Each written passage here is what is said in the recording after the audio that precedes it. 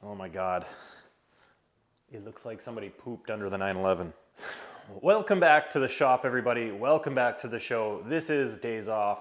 My name is Andrew. I am currently standing in my garage. There's a bunch of snow on the ground outside because we got dumped on this weekend. And I want to catch you up on everything that's been going on since the last episode.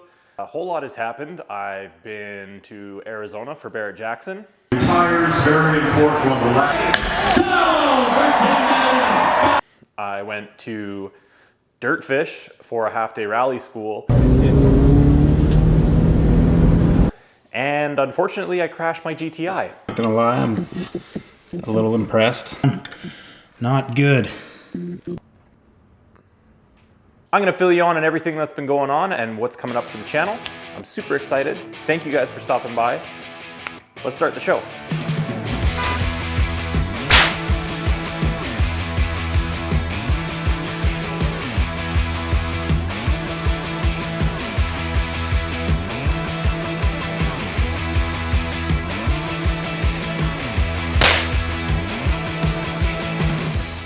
All right, so as I said, it's been quite the eventful few weeks since the last episode.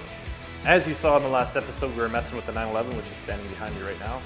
After I put the H&R coilovers in, I really wasn't overly excited with the ride quality of the car. I had considered selling it, going back and forth. Long story short, I missed a few things on the install. There were some factory isolators and spacers that come on factory struts for the 911 that I didn't put in with the coilovers that you actually need. Once I did that, I was able to unpreload a bunch of the spring and keep the ride height at a good, usable level that looks sick, and it doesn't ride like garbage anymore, so super happy. Everything's good with the coilovers now. I have made a plan with the car that has actually sort of thrown everything backwards from what I was thinking at the beginning of the year. I originally wanted to start working on the GC8 right away, get the motor out.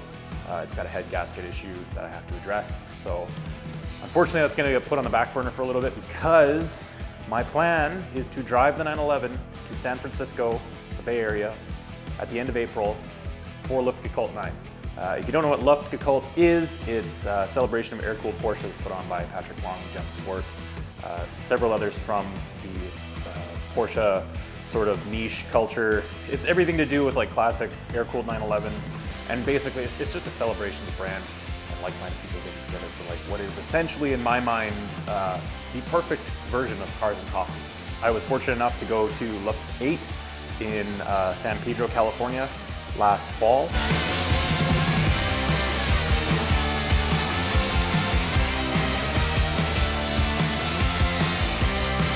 If you haven't seen that episode, I'll link it up here. It's actually one of my best views so far. So up in the screen somewhere over there. Check that episode out. That'll give you an idea of what it's kind of like. This just happened to be, I got the email and decided man, I really had a fun time last time. I'd like to go again, but I'd like to drive. I want to have my car there. Obviously, it's a water-cooled car, so it's not part of the show or anything. I'll be able to meet some like-minded people, maybe run into some friends. I don't know. It should be a good time, and it's going to be an awesome drive. I put away probably 6 days to do the whole thing, so I get to spend a few days on the road on either end. It's gonna be a lot of fun, and I get to see my buddies down in California. So that's what's happening with the 911, but the caveat to it is I'm gonna be pulling the motor out next weekend.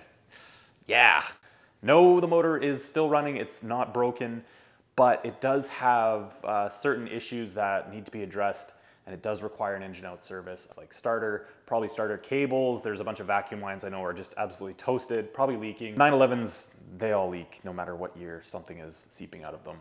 Unless they're brand new GT3 RSs or something, I have no idea. Anyway, the plan, we're gonna pull the motor out. We got 5 weeks to re everything. I wanna do a clutch, I wanna do gaskets, I wanna clean it all up, do a starter, just make it sound and sorted. So we hit the road in it, drive to the Bay Area of San Francisco, and enjoy Luft 9. It's gonna be awesome.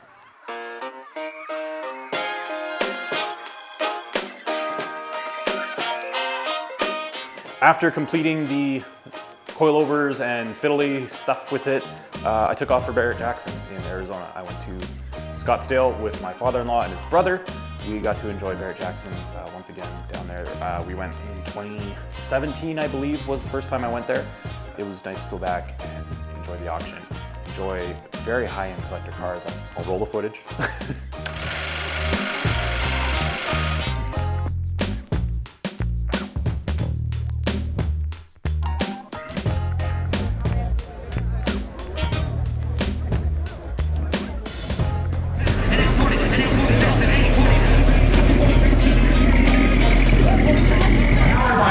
Street V8, it's got a 316 205.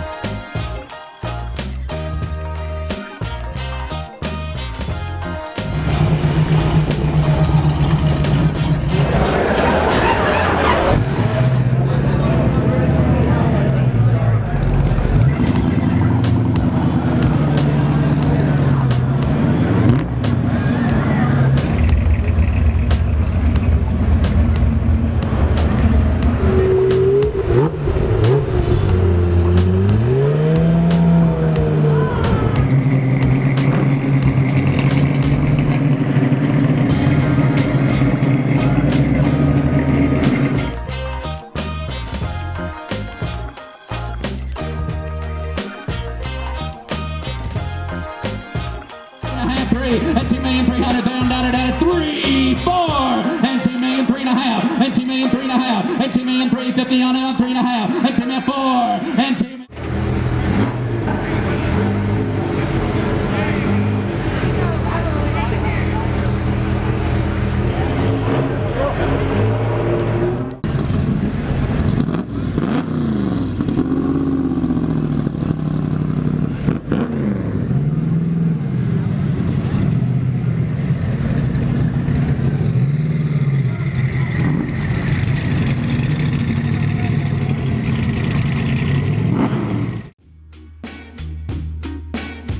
Rolling right along, I have some unfortunate news. Not so unfortunate, I guess, but right before going to Dirtfish, which we'll get to, I know this is very all over the place, but just bear with me. My niece and I were scheduled to go to Dirtfish on February 5th, I think it was, beginning of the month. And she didn't know how to drive standard, so I took her out for an evening to teach her how to at least get into second gear, work on like left foot braking, that kind of thing. Like, we sort of got the basics down for what they teach you at Dirtfish so she can operate the cars. And she didn't have to spend a lot of time figuring out how to drive manual there. It was really cool. She had a great time. I was really proud. Anyway, so before Dirtfish, that night we go out, she did great. I hopped in the car, I went hot dogging through a roundabout that was covered in like slimy mud from construction. I understeered through that roundabout and I slammed into a curb, causing this. I just happen to have it right here, but if you want to take a look at that. And this wheel is actually, you can't really tell, but it's toast because it is actually bent to all hell. The hub itself is actually bent. I also destroyed the lower valence on the GTI, and I bent the shit out of the inner tie rod, which has all been fixed. I spent some time fixing it. I did film a little bit, so I will show you that. All right, so in the spirit of keeping myself honest with all this, I wanted to show you guys what happened and what the damage looks like. Here's the side that I hit with. As you can see, the wheel is completely just dicked. The lower valence, obviously, separated from the bumper there, is damaged pretty badly. Inside this section, this part actually isn't crinkled. That's actually a stock body line. The bumper itself hasn't deformed in any way. I hit so hard that this reflector actually did pop out of its clips. You can hear it.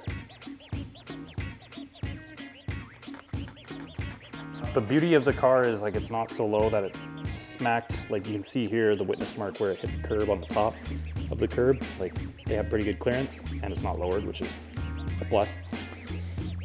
But you know, the wheel took the brunt of the hit, and the tie rod is pretty damaged. I'm gonna jack it up and show you guys here in a few, but yeah, it's pretty bad. Yeah, so this wheel is pretty bent out. I'm gonna throw the quick jacks underneath, get this thing in the air, pull the wheel off, and we're gonna see what our tally is. We're gonna check the high score, see how badly I messed this up.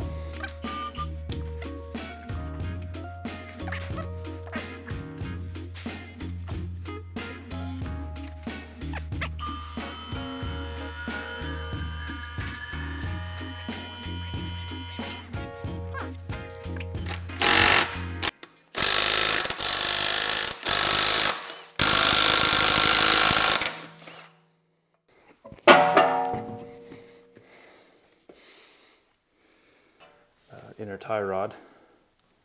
The outer is an offset tie rod, so it's supposed to look like that. But yeah, this totally bent. I don't think I'm gonna, honestly, I'm scared that if I heat it up and bend it, it's gonna cause a weak point. And like if your tie rod breaks, when you're going anywhere, you're going in the ditch, you're going off the road. So I don't fuck with that. I've got the inner and outer on order. So hopefully they're here in the next 5 days and I can swap that out. Oh.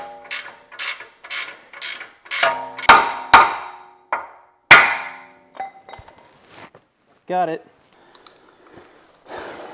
Let's get my light. Okay, so here is the inner tie rod end. So I'm gonna get the socket on there. We're gonna crank that off and just look at how bent that really is.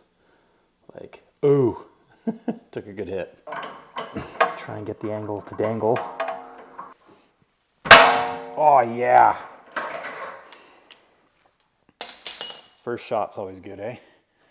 Side by side. About there. Okay, so look at the difference. So essentially, I won't even, you can see, that's jacked.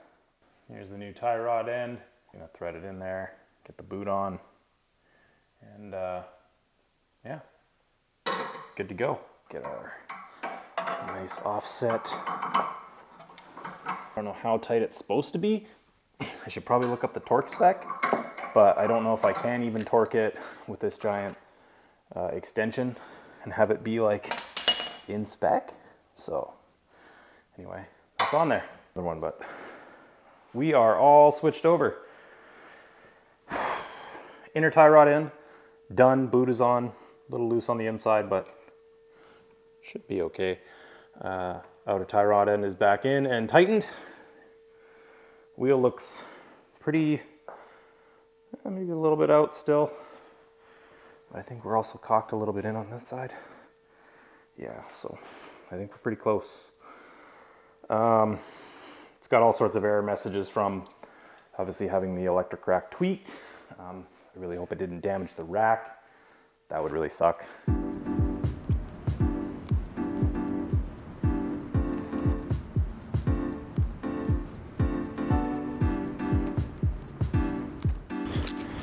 All right, well, sort of midway. Ooh, I should clean that one. All right, so just to catch up here, it's like midweek. I've got the new splitter. The tie rod is done. Everything's good there. I've actually got the wheels and tires. I just put the stock tires back on for now, the Pirellis, until I get my Yokohamas because I just want to drive the car. So I got new TPMS sensors, all that stuff. I actually found out that the stock wheel that I'm using for a stilt right now, it's actually bent. So that's gonna be a doozy to get fixed. As you can see, things have escalated. The bumper had to come off to get the splitter done. So I'm like halfway through putting the new one back on. Old one's over there. It was just a bunch of pot clips and stuff on the inside with this sandwich piece that bolts behind it or clips behind it and holds it in place.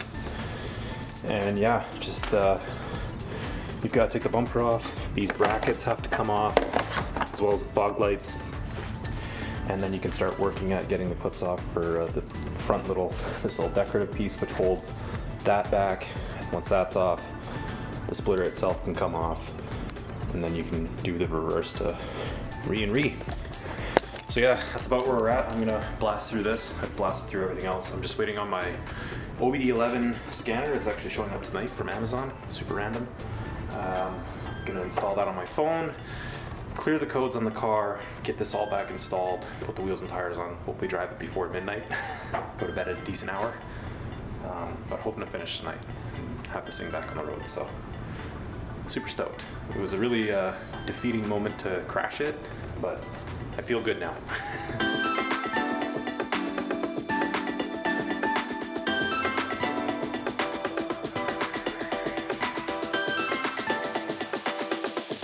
Right after that, I went to Dirtfish Rally School. Once again, I've been there that'll be my 5th time, I believe. I did a half-day rally school with my niece, which was really fun. It got me to kind of relearn the basics of everything with lift, turn, weight, lift, turn, brake, and controlling rally cars with smooth inputs and riding the brakes, letting the car set up through the corner, and where to apply power and counter steer and all that good stuff.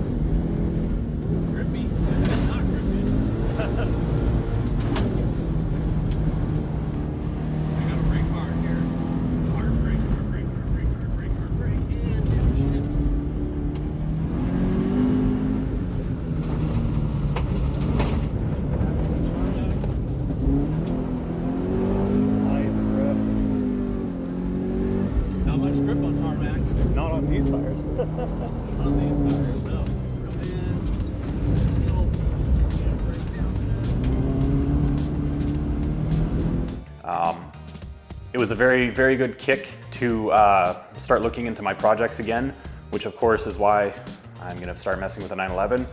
And then down the road, hopefully we'll do something with the GC8. I have some plans that they're kind of formulating right now, but I'm not gonna say anything about it. I'm not gonna put on Instagram or anything. If you want to keep up to date on the GC8, you're gonna have to subscribe and check back here, because this is probably the only place you're gonna see what's going on with it. I will tell you right now, it does need a motor. It's got a head gasket issue. It still runs and drives. You just gotta add coolant every week kind of thing, and it will overheat once in a while. But it still holds boost, it still rips, it's a lot of fun. I could go drive it right now if I wanted to. It's just, you know, you let it run, it gets a little steamy, bubbly, and unhappy. So yeah, the plans have all sort of been changing constantly. I had plans with the GC8 first. I was gonna just leave the 911 and drive it. You know, the Mustang's good, it's running great. I drove it when we had like one nice day a few weeks ago. I also had to daily drive it in the rain while the GTI was on jacks while I was waiting for parts. So on the next episode of Days Off, we will be starting to work on the 996. I'm gonna get it in service position over on the right side of the shop, or left if you're looking at it the other way, where we did the Mustang swap last year. That way I have room to pull in and out. With my other cars, I have access to the bench if I pull out a car, and nothing's in the way. As always, guys, I really, really hope you enjoy your own days off. Thank you for stopping by and checking out what I did on mine. Once again, don't forget to subscribe to the channel and hit that notification button for when these videos do come out. They are a little bit sporadic right now, but I promise you, once the season comes in and I'm down here more, they will pick up a little bit and we will be back in the swing of things. Winter's always kind of like this. All right, guys, thanks for stopping by. I'll see you on the road. Have a good one.